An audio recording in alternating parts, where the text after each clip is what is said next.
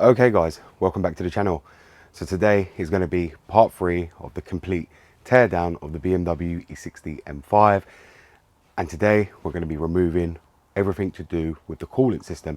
So that's going to be all the radiator hoses, the radiator, and all the other little hoses at the bottom, as well as we're going to drain the rest of the coolant. Now I have already drained it from the lower side of the radiator, which is very easy. You just remove the panel where the oil filter will sit, and you will then just plug up a kind of piece of fuel line to the drain valve and let it drain straight into a bucket. But I've still got to drain the top side, so we are going to go ahead and do that, and then we're going to pull out the radiator.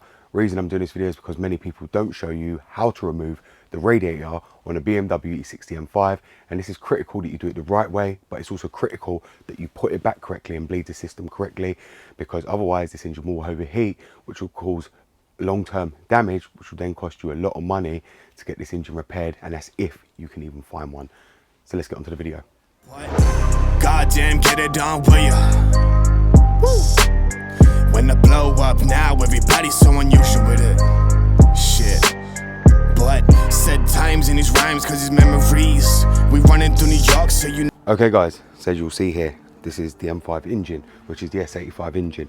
Now, this engine, when it was designed, was very, very complex, especially the coolant system, which was critical to help with the oil pressure and also to help aid the engine to warm up quicker, but also to keep the engine cool because of, you know, the RPM it actually does, which is nearly 8.5 RPM, you know. So this engine is going to need to be cooled very quickly to stop, obviously, the head gaskets blowing and obviously it overheating, especially in hot weather or hot climate.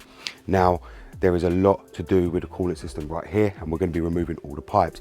We've got 2 pipes that connect to the thermostat housing, which is the upper and the lower, but we've also got other pipes lower down here, which I'll show you in a second.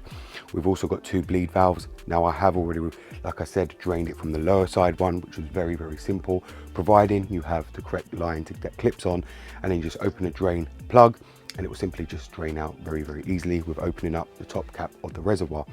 Now we are going to go ahead and do the top one, and I have got a container to actually catch it in, instead of running a long fuel line all the way under to get it to the drain pan. I'm just going to drain it into a container and therefore pour it into my drain pan, make it a lot easier than actually getting a cable to run it all the way to drain it. So let's get onto it. So if you can see, guys, you've got 2 coolant pipes which run alongside here. You've got this one right here with a coolant temp sensor, and you've also got another 2 right down there as well. Now we are only going to be moving the little one and the other one down there, and then what we'll do is move over to this side, and you can see the drain screw. We've got another radiator hose down there, which is the lower one, and we've also got the top one, which is right up here. Now that's the drain screw we haven't drained, so we are going to go ahead and drain that. I think I've got a container big enough to fit down here. Put a pipe on that, undo that screw, and the rest of the coolant should drain out into the bucket, giving me enough access to actually remove all the hoses, take them all completely off, and then what we'll do is get the radiator out. So this is the kind of fuel line you're actually going to need to connect up to the coolant drain hose just to be able to drain it. This is the hose that I'm using. This is going to sit into just a normal washing up conditioner tub, and I'm just going to drain the rest of the coolant into that. I'm not going to reuse the coolant because I have got new ones to actually go in. I've actually got 10 litres of that to go in, so therefore I'm not going to be reusing this coolant that's actually in the engine while I'm doing the job. I'm going to refresh the whole coolant again, even though it was only refreshed not even 2,000 miles ago, but I'm still going to do it again just for the sake of it, because I'm draining it anyway. So you can see down there how I've got it all connected up. I've got the fuel line running into like a fairy dishwasher detergent container, and I'm going to unleash the bleed screw and let it all bleed out whatever's left into that container, and then just pick it up out of there.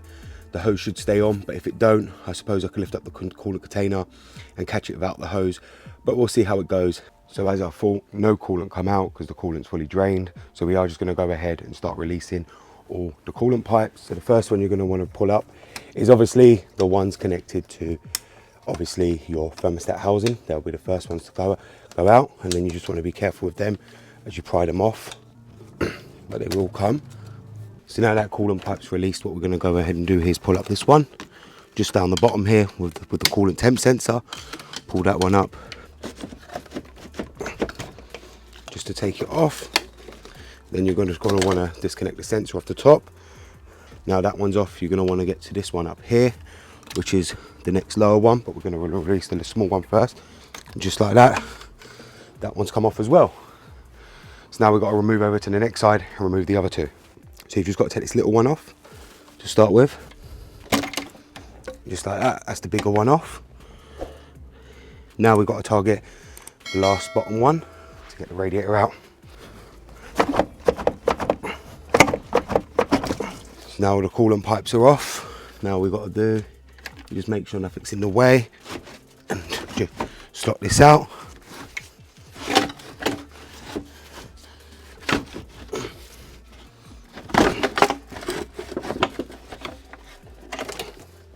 And that's the radiator out. So if you can see here now, this is all the room we've got to play around. Now there is a bit of coolant in the bottom here, and that's where there was coolant in the lower pipe. Not a big issue. I'll be cleaning all that out before I put everything back. But now on the next videos, you are going to be seeing me take all the belts and pulleys off, because we are going to be servicing the Vanos solenoids. Now the solenoids is something nobody's ever done, and it's something I want to tackle because the O-rings on them do fail, and it's a critical must that people should change them to, obviously, to get the best, you know, threshold from them all. And because the rings wear down over time, people think they have to replace their solenoids, which they don't. All you have to do is replace the O-rings on them with the Viton O-rings, and it will make this car run absolutely perfectly. So I am going to be tackling that job next, and we are going to be tackling all the belts as well. Now the pulleys were changed when I had the rod bearings done, because they really noticed that the pulleys were really bad, so they've already been changed. But I am going to go ahead and change the belts anyway, because it's something I never changed.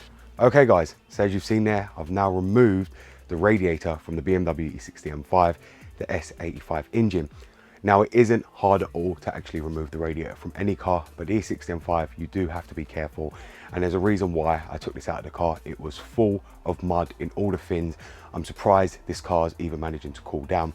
The radiator's never been removed, so I am going to clean up all in the section where all the leaves are, mud is, and everything else, because the radiator is probably not working at its best function.